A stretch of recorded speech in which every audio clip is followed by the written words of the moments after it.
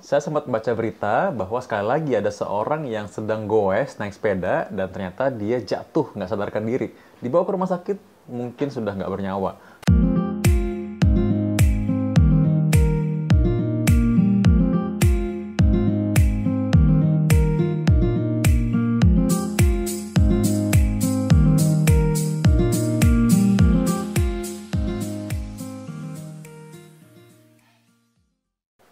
Saya sempat baca berita bahwa sekali lagi ada seorang yang sedang goes naik sepeda dan ternyata dia jatuh nggak sadarkan diri. Dibawa ke rumah sakit, mungkin sudah nggak bernyawa, sehingga akhirnya dinyatakan meninggal. Nah, akhirnya orang kembali beramai-ramai menyalahkan sepeda.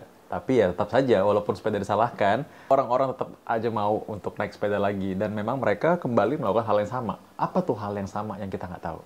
Nah, ini dia hal yang sama nggak tahu adalah kalau orang naik sepeda, lantas dia nggak tahu bahwa ternyata dia punya penyakit yang dia nggak tahu sebelumnya, yaitu mungkin penyakit jantung, aneurisma, stroke. Orang yang naik sepeda, memang itu olahraga, itu adalah hal yang baik sekali. Namun kadang-kadang orang lupa bahwa olahraga ini harus dilakukan tentu juga dengan memperhatikan kondisi tubuhnya dia bagaimana.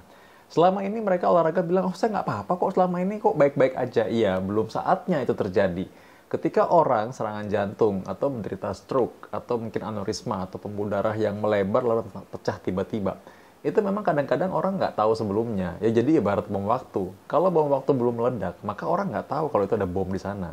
Tapi kalau kita deteksi dari awal, bisa nggak kita tahu?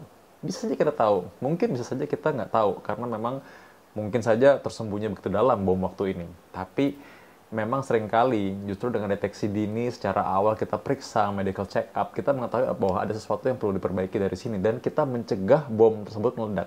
Hal yang sama dengan tubuh kita juga. Kadang-kadang kita nggak tahu bahwa kita punya penyakit tersembunyi. Sekarang saya tanya, apakah di antara Anda ada nggak yang pernah cek tensi Anda berapa? Tahu kadar kolesterol Anda berapa?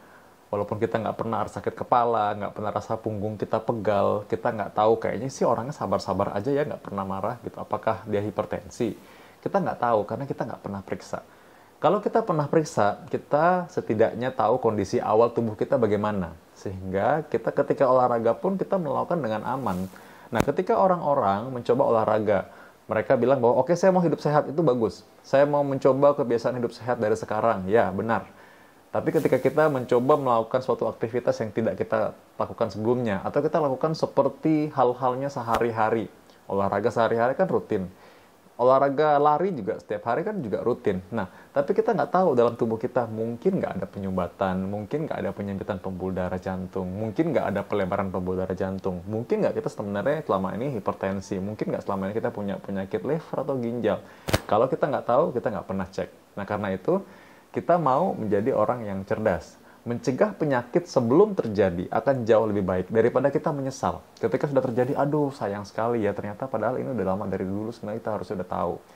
Apa yang kita sesali mungkin nggak bisa kembali lagi. Karena itu, saya selalu bilang bahwa lebih baik kita mencegah duluan.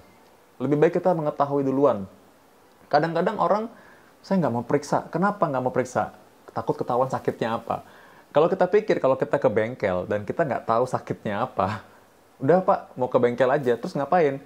Enggak, saya nggak mau diperiksa apa-apa, saya cuma nggak mau tahu kalau mobil saya rusaknya apa. Ya kan lucu ya jadinya ya.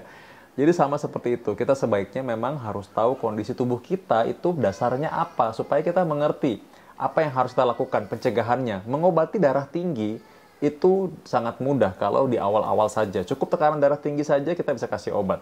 Tapi kalau sudah komplikasi sampai ke ginjal, sampai ke otak, sampai ke jantung, maka akan sangat sulit untuk mengobatinya. Orang yang di awal-awal ada diabetes di awal-awal, kita bisa mudah mengobatinya. Orang yang punya riwayat kolesterol tinggi juga kita masih mudah mengobatinya.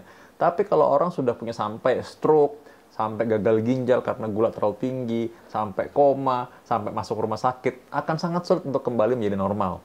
Karena itu, saya selalu bilang bahwa usahakan dari awal kita sudah mengerti apa kesehatan kita bagaimana kita mencegah dari awal, bagaimana kita melakukan medical check up. Itu adalah langkah supaya kita menyayangi tubuh kita sendiri. Anda boleh kabarkan ini kepada teman-teman Anda, kepada orang-orang yang Anda kenal, supaya mereka semua tidak sampai sakit duluan. Kita kasih tahu mereka dari sekarang, supaya mereka tetap sehat.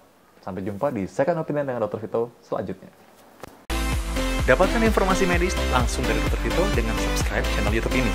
Anda juga bisa membagikan semua informasi berharga di sini dengan cara share ke teman-teman atau kenalan Anda.